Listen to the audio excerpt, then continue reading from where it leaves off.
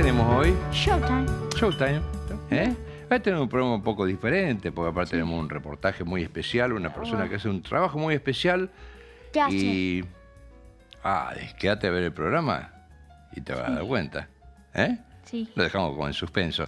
Y aparte vamos a hablar de geopolítica. ¿Y dónde te cortas el pelo vos? GB, acá. En GIB, acá, ¿no? Sí. Montevideo 1898. Sí. Celular 341 521 9022 y 5. A la miércoles, pará. 341-5219-025. Llame a GB para cortarse el pelo. Y acá... Bilélula. Es esto, bien. A ver, primer plano, camarógrafo. Mira lo que es esto. Mira. Técnica japonesa. Y hay un montón de plantas diferentes, con una técnica japonesa fantástico. Se pueden comunicar por Instagram en Libélula. Coc Libélula, dejamos acá, que es fantástica, realmente muy linda. Está viva, obviamente. Vestido habitual, modo circular. Ah, bueno, para buscar ropa de mujer, Sí. Por Instagram. Muy buen primer, precio. el primer nivel. Vestidor virtual en Instagram. Y Bárbaro. el @ vestidor virtual. Fantástico. ¿Hoy hiciste de comer en el colegio? Sí. ¿Qué hiciste? Short rates. ¿Cómo? Short rates. Ajá, ¿cómo se hace? Se hace como... se hace... Poner primero harina, después manteca y después... Espera un poquito, pones azúcar, lo tenés que hacer con la mano. Ajá. Y después tenés que calentarla. Después de calentarla y pones así, pones un chocolate. Chocolate como está acá. Y después esperen un ratito y se la puede comer. Receta del señor Jerónimo, que lo pueden encontrar en tu dirección, ¿cuál era? Torrego. No, Jero 20, como en... Jero Goyan de Instagram. Ajá, Jero Goyan Instagram. Sí. Y listo. Sí. TikTok no. Sí. Bueno, listo, ¿empezamos con el programa? Sí, empezamos. Porque estamos en... ¡Showtime! Bien, acá estoy con Gastón Raggio, hablando de un mundo que realmente está convulsionado, que siempre lo estuvo, pero hay veces que tomamos más conciencia que otras, ¿no? Sí, es verdad. Y como este es un programa grabado muchas veces, sí, hay que sincerarnos, realmente no estamos saliendo en vivo, hemos grabado este programa. Es muy difícil hablar de temas de actualidad porque en el momento en que uno lo graba hasta que sale al aire, puede pasar cualquier cosa en este mundo. Cierto. Y este es nuestro problema de hablar de actualidad. Tendríamos que estar en vivo y en directo, pero bueno, no estamos en vivo y en directo. Es verdad. Y vamos a comenzar un poco por el... A ver, vamos a tomar por otro camino para disimular La coyuntura. La coyuntura y la noticia que en este momento puede estar pasando cuando salgamos al aire y que no la sabemos. Exactamente. Año cero, me dijiste vos. Año cero te dije que empieza acá en Jerusalén, digamos, ¿no? Que es un poco el origen de la iglesia, del cristianismo. Sí, eligen... A ver, no sé si para un chino Jerusalén significa algo. No, para un chino Pero seguro un no, japonés pero para un tampoco. cristiano estamos hablando de... Estamos hablando en realidad vamos de a hablar una de parte del cristianismo. mundo. Estamos hablando de una parte del mundo. Que es una gran parte del mundo. Es una gran parte del mundo y finalmente termina siendo la madre de las religiones occidentales, por decirlo así. Bien. Entonces nace con la hora cero, la marcamos con el nacimiento de Jesús, digamos, de alguna manera como para ponerle el día cero. Está bien. ¿Eh? Sí. Y Los allí- chinos están en otro año, Están en los otro judíos año. están en otro año. En realidad los judíos no, los judíos también. Los judíos Jesús viene a hacerle funcional, digamos, porque Jesús viene como a nacer en un momento en el que los judíos estaban muy complicados en toda esta región. Habían sido víctimas de muchos imperios. Recordemos que ellos se sentían el pueblo elegido, o se siguen sintiendo el pueblo elegido por Dios, pero en realidad son expulsados de Egipto, son expulsados y caen en manos del Imperio Romano, ¿no? y ahí Jesús viene como a aparecer en una dinámica de generar un nuevo La diferencia paradigma. es que para la Iglesia Católica Jesús es el profeta y para ellos no es el profeta.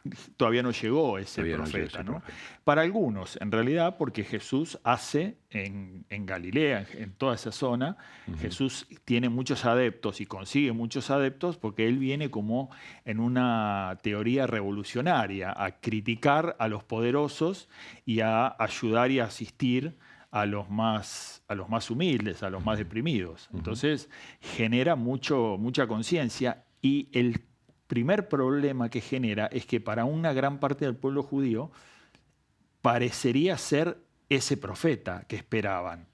Y entonces cuando él empieza a desestabilizar a la iglesia judía, en términos de crítica, el pueblo judío dice, no podemos dejar que este muchacho coopte toda la ciudadanía y que la ciudadanía crea que es el profeta cuando él nos está desafiando el poder de la iglesia, ¿no? Entonces, en parte ahí. Y arranca y empiezan a perseguirlo. Bueno, matan a Jesús y empiezan a perseguir a los ¿Quiénes? apóstoles. Los romanos. Los romanos Estamos digamos, entrando en teología, ¿no? sí, estamos entrando un poco de teología, un poco de historia. Los romanos influenciados por los judíos, digo, los que promueven la muerte de Jesús son los judíos. Los romanos hacen un poco ahí lo que el califato le está pidiendo. Entonces empieza una persecución en todo el Imperio Romano, hasta que todo el Imperio Romano, bueno, esta foto se pixeló un poco, sí, pero la teníamos más chica. Se extiende todo el cristianismo en casi todo el Imperio Romano, y ahí, si pasamos a la otra foto, aparece acá nuestro amigo Constantino. Este es el emperador Constantino el Grande, que entiende, en el año 300, después de Jesús, entiende que la religión cristiana es una cosa instalada y que le va a hacer mucho bien si él la oficializa y la convierte en la religión oficial. Entonces, hasta el año 300 son perseguidos los cristianos dentro del Imperio Romano. Dentro del Imperio Romano. Europa. Y parte de Medio Oriente y parte del norte de África. Y entonces la convierte inteligentemente y estratégicamente, dice, si son tantos, si se está extendiendo tanto, si todo el mundo está comprando esto, ¿por qué yo la voy a seguir persiguiendo? Entonces quedo bien con todos, la pongo como religión oficial y entramos en el periodo de paz, a partir del año 300. Bien, pero no es tan famoso este muchacho, no es tan nombrado. No es tan nombrado, pero sin embargo es el que le da, de alguna manera, oficializa la religión cristiana. Si pasamos a la próxima, acá nos encontramos con el retrato de esto, acá se divide, acá es cuando se divide la Iglesia Católica. Recordemos que el Imperio Romano cae de Occidente en el año 470, por allí. Augusto, el último emperador, y que queda el Imperio Romano de Oriente, que va a terminar siendo, el Imperio Bizantino va a terminar siendo la capital en Constantinopla, ¿no? Entonces ahí es donde empiezan las divisiones entre la iglesia de Oriente y la Iglesia de Occidente, fundamentalmente porque el Imperio Romano había caído y el Imperio Bizantino estaba sosteniendo todo, pero Roma seguía siendo la capital de la Iglesia.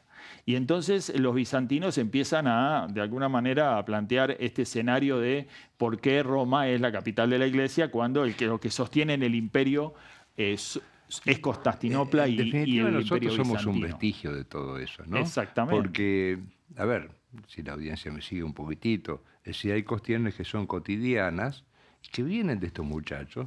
Este es Augusto. Sí, no, bueno, este es el emperador. León III. Pero, ¿sabes por qué sale el nombre Agosto?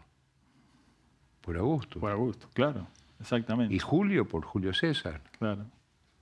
Y cada mes tiene el nombre, de una manera u otra, está emparentado con esta época. Exactamente. En el año... ¿Sabes dónde vienen los días de la semana? A ver. El lunes la luna, martes de Marte, miércoles de Mercurio, jueves de Júpiter, viernes de Venus, sábado de Saturno y domingo del Sol. Ahí está. Excelente. Y bueno, nosotros nos manejamos con esas cuestiones cotidianamente que vienen de la época de los romanos. Exactamente, sí, sí. O sea que seguimos siendo del Imperio Romano. Seguimos siendo del u otra. Imperio Romano, exactamente. Bueno, sigamos con el relato. Bueno, te decía, seguimos con el relato. Entonces, León III hace una ruptura. En el año 700 empieza a marcar la diferencia que ya venía entre los dos imperios, romano y de Occidente y Oriente. Y lo que hace es, con una muy fuerte influencia árabe, dice que las imágenes son herejía. Entonces, las imágenes eclesiásticas del cristianismo son malas, son herejías. Y del otro lado para está... explicarle un poco lo que es herejía, mucha gente no bueno, sabe. digamos herejía que es algo que sí, está emparentado con el mal. Está emparentado con el mal. En realidad, lo que el planteo es que se resumía a Jesús y a la Virgen María y a todo lo que tenía que ver con la religión a una imagen. Entonces, esto en realidad es lo que pondera León III y hace esa declaración. Gregorius III, que es el papa de la guerra de la parte de Roma, lo excomulga. Y entonces se excomulgan mutuamente, digamos, ¿no? Pero esta es la primera... Una fuerza de poder. Claro, ya entran en la política absoluta, ¿no?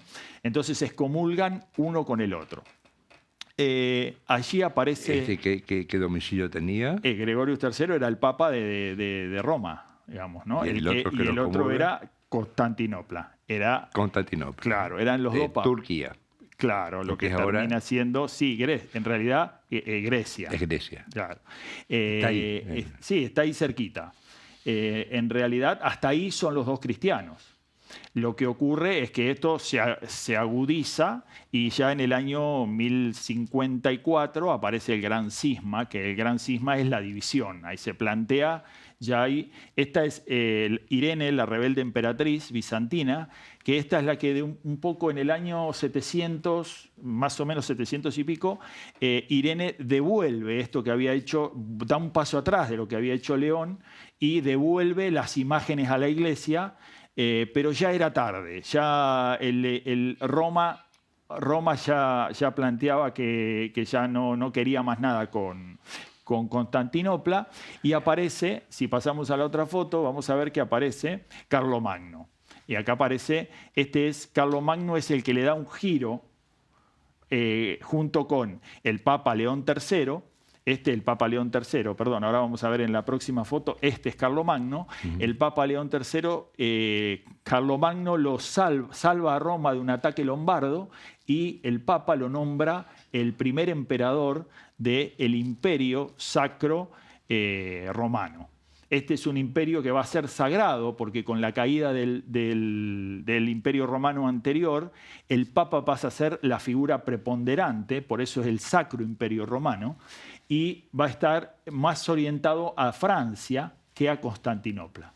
Y eso causa en Constantinopla la peor de las decepciones. Bueno, es que también hay un macro relato que sería la cultura griega, que estaba mucho más cerca de Constantinopla, claro, se va desplazando hacia Roma, que después es la cultura romana. Sí, y ahí vas a ver que esto produce una gran frustración, una gran decepción en los griegos y en la cultura griega, porque ellos se consideraban romanos. Ellos fundaron Roma. Claro. De una manera y aparte la sostuvieron desde el año 400 hasta el 1500, claro. Con lo cual tuvieron más imperio romano. Hubo más imperio romano de Oriente que de Occidente, en realidad.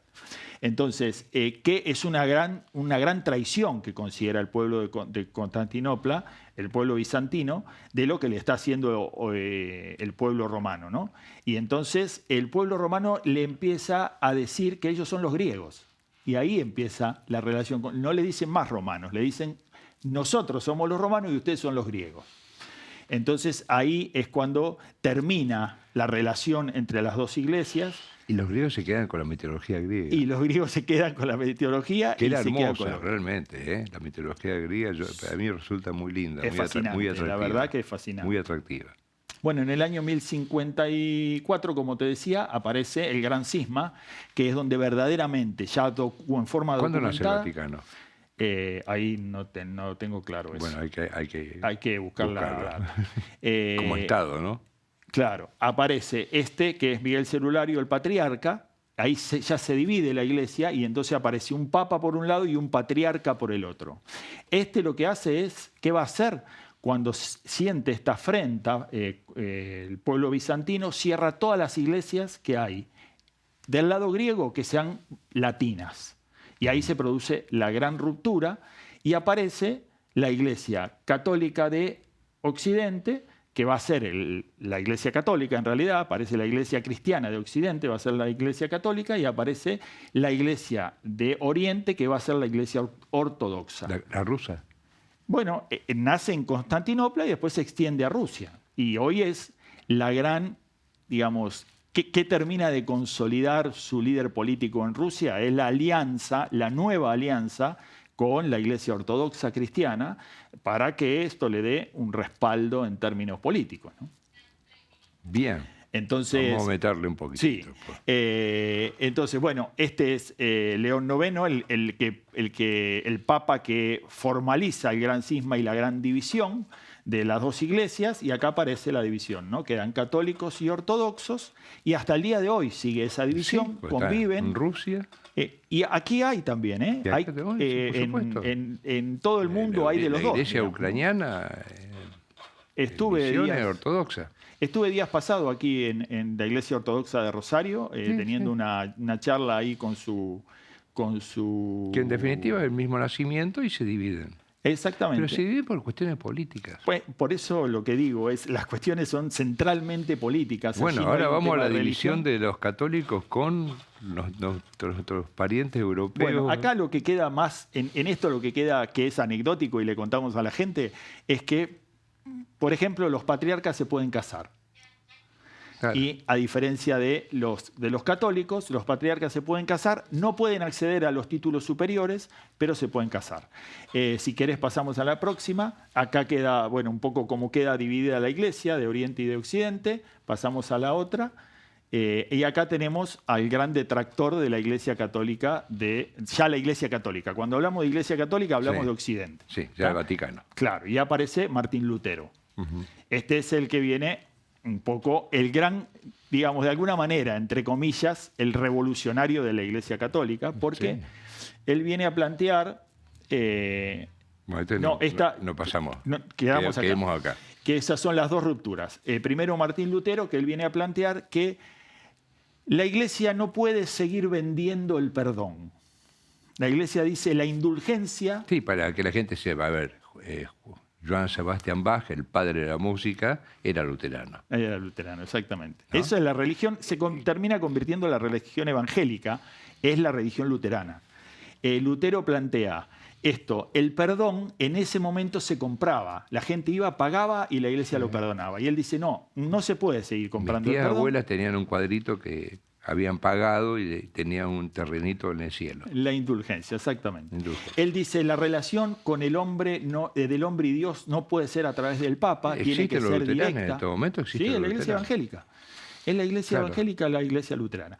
Y él plantea una cosa que después evoluciona también y que es el tema de la riqueza y de la pobreza. La iglesia católica va a reivindicar la pobreza, Martín Lutero va a decir, la verdad es que todavía no estoy seguro, pero cuanto más rico es el hombre, más cerca está de Dios.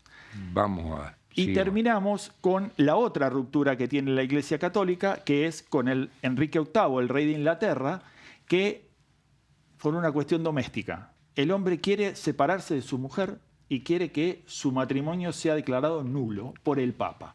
Le habla al Papa y el Papa le dice que no.